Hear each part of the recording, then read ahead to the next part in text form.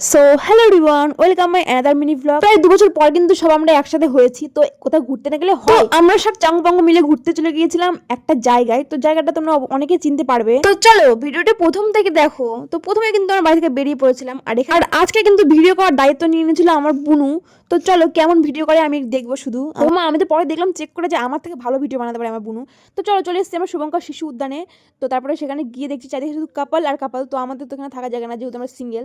তো তারপরে এখানে ফটো তোলার পরে আমি একটু বক বক করে নিয়ে তারপরে বেরিয়ে পড়েছিলাম রাস্তায় গিয়ে খেয়ে নিয়েছিলাম মানে ফুচকা। তো ফুচকাটা তো খেতেই হবে, না ঠান্ডা হোক গরম হোক, ফুচকাটা তো মেয়েদের ফেভারিট, তো খেতে তো হবেই অবশ্যই। তো সেখান থেকে খাওয়া দাওয়া করে নিয়েছিলাম ফুচকা।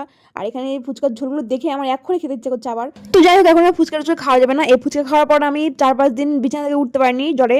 তো যাই হোক, সেগুলো ইতিহাস। এখন তো ফুচকাটা তোমরা এনজয় করো। তো ফুচকাটা কিন্তু বেশ ভালোই হয়েছিল খেতে। তো তারপরে ফুচকা টুচকা খাওয়ার পরে আমরা চলে এসেছিলাম বাড়িতে। তো দেখা হবে অন্য একটি মিনি ব্লগে। ততক্ষণের জন্য bye bye, like comment share.